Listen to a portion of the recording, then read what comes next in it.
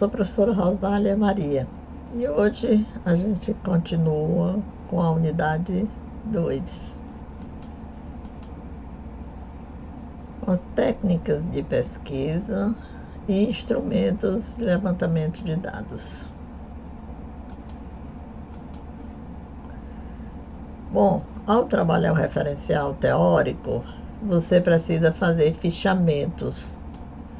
Os fichamentos, eles te ajudam a lembrar o que você estudou, o que você achou interessante nos textos que você estudou. A ficha bibliográfica é um instrumento importantíssimo para isso. Então, veja bem, uma ficha bibliográfica é a descrição com comentário dos tópicos abordados em uma obra ou parte dela. Pode ser um livro, pode ser um artigo, pode ser uma tese, uma dissertação. É aquilo que você achou interessante que você faz em uma ficha bibliográfica. Pode ser uma ficha de citações. É a reprodução fiel das frases que você pretende usar como citação no seu trabalho, na redação do seu trabalho. Uma ficha resumo ou conteúdo é uma síntese das principais ideias contidas na obra. O pesquisador elabora essa síntese com as suas próprias palavras, não sendo necessário seguir a estrutura da obra. Essa ficha resumo pode ser informativo, são as informações específicas contidas no documento. Nessa ficha, você pode relatar sobre os objetivos, métodos, resultados e conclusões. A sua precisão pode substituir a leitura do documento original novamente. Pode ser indicativo, são descrições gerais do documento, sem entrar em detalhes da obra analisada. Com relação aos instrumentos de coleta, bom, você já fez a sua metodologia e escreveu lá que vai utilizar um instrumento de coleta. Você precisa dizer se o instrumento de coleta que você vai utilizar, de coleta de dados, para coletar os dados, é um instrumento de coleta estruturado, como um questionário, por exemplo. O questionário é um instrumento de coleta estruturado. Sempre que você fala em questionário, você está pensando numa survey, num levantamento. O questionário, ele tem uma pergunta e tem a resposta. O respondente só pode marcar uma das questões, ou duas ou três, seja quantas for permitido, aquelas que estão ali. Ele não pode conversar, ele não tem nada a dizer. E se tem, não diz, porque ele só vai responder com aquelas alternativas que foram dadas. Esse é um questionário. Questionário é um instrumento estruturado. Todo questionário tem que passar por uma fase que é chamada de pré-teste, para que se possa corrigir eventuais erros de formulação. O pré-teste, ele permite uma análise acerca da linguagem utilizada, formato das questões, tamanho da letra, ordem, e também pode estimar o tempo de duração da aplicação deles. Então, veja bem, o questionário, quando ele é testado, ele vai ser testado, pode ser testado, ele pode ser preenchido por uma pessoa que vai fazer parte da amostra ou da população, ou não, uma pessoa, o importante é uma pessoa que não trabalhou na confecção do questionário, não elaborou o questionário, não participou de forma nenhuma, não conhece. Por que a gente tem que fazer isso? Porque a gente precisa saber se as questões estão claras. Todos que lerem aquelas questões farão a mesma interpretação. Se A entende de um jeito, B entende de outro, então o questionário está com problema, ele precisa ser refeito especificamente aquela questão onde foi apontado isso. Muito bem, isso chama pré-teste. Você às vezes tem que fazer isso com um especialista também, uma pessoa que você sabe que entende do assunto.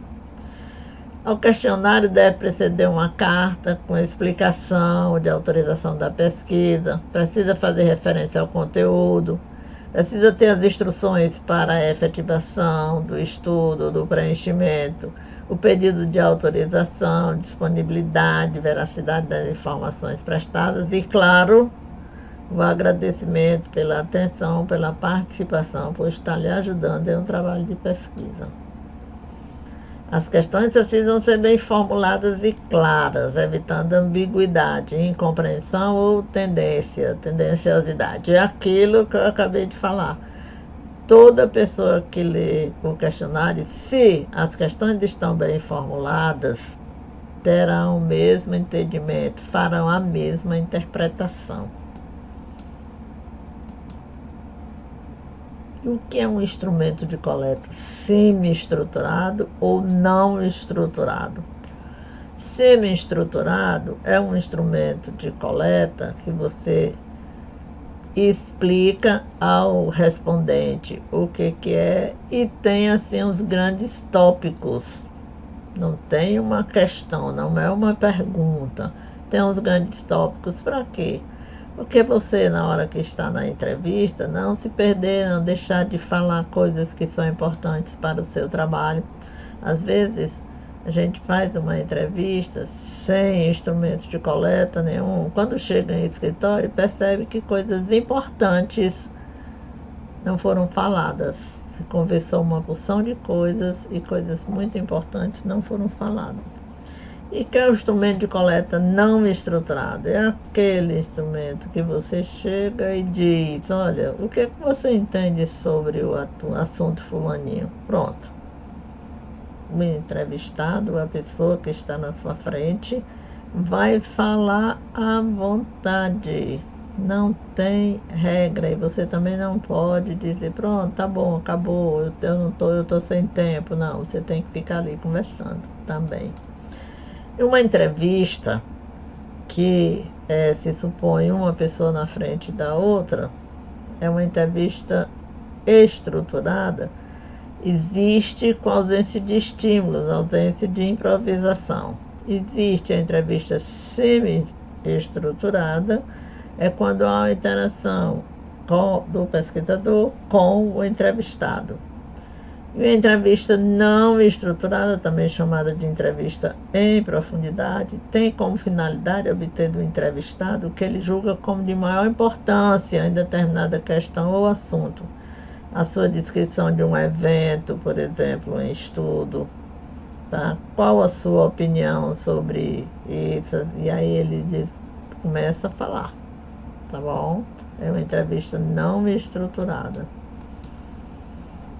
E o que é grupo focal? Grupo focal é uma entrevista em grupo. Antes a gente estava falando, no slide anterior, é individualizada. É um indivíduo. O grupo focal é uma entrevista em grupo. Você proporciona uma entrevista, uma discussão. É uma técnica de pesquisa qualitativa que se desenvolve em torno de uma discussão organizada, com um grupo selecionado de indivíduos, para obter informações acerca de suas visões e experiências sobre determinado tema. É um grupo de indivíduos selecionados e reunidos para discutir e comentar, a partir de suas experiências pessoais, o tema que é objeto da pesquisa. São entrevistas em grupo, que se diferenciam das entrevistas individuais, pelo fato de propiciarem dados produzidos pela interação entre os participantes. Grupo focal é uma técnica de coleta de dados que é bem interessante. Por quê? Porque você consegue saber a opinião de muitas pessoas e na discussão o pesquisador começa a perceber coisas, vai entender, vai separar categorias, vai entender como as pessoas pensam daquele assunto. E o tratamento dos dados? Bom, se a pesquisa for quantitativa, o tratamento vai ser com técnicas estatísticas, tá?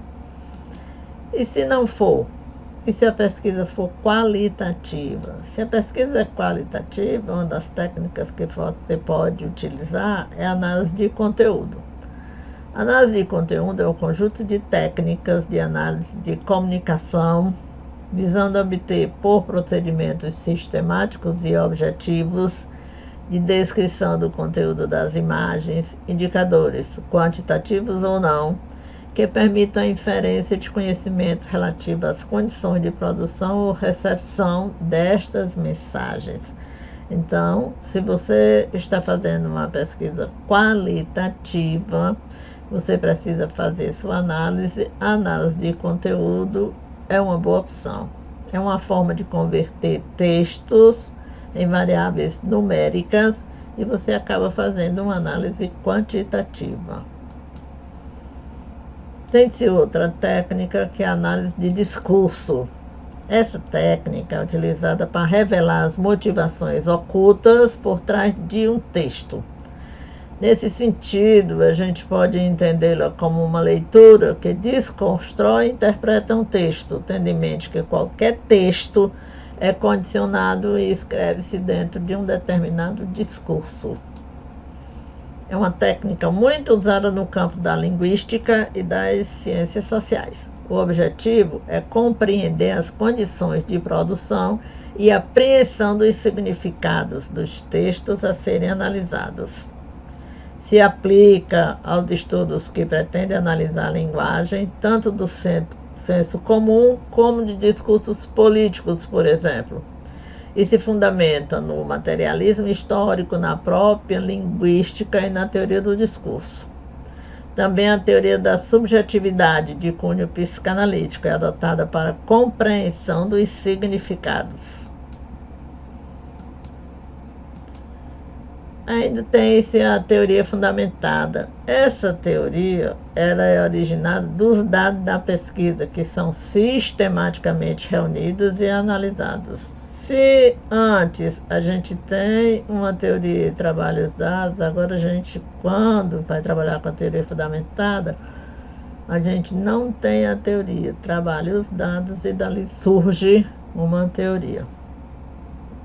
Na apresentação dos resultados, a gente pode escrever relatórios. Nos relatórios pode ter tabelas e gráficos.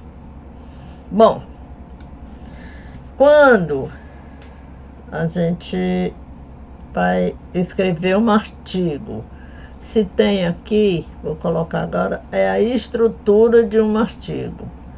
Tem que ser sempre assim? Isso é uma regra? Não. Você pode adaptar, você pode melhorar, você pode fazer de acordo com o fenômeno que você está estudando. De uma forma geral, o artigo tem resumo, introdução, referencial teórico, apresentação e análise dos resultados, conclusões e referências. Isso de uma forma geral. Bom, o que contém o resumo? Um resumo deve conter objetivo geral, método e resultados. E a introdução? A introdução é uma explicação sobre o que é o seu estudo, a sua pesquisa, por que é importante, tem que conter a pergunta de pesquisa e os objetivos geral e específicos. Que é referencial teórico.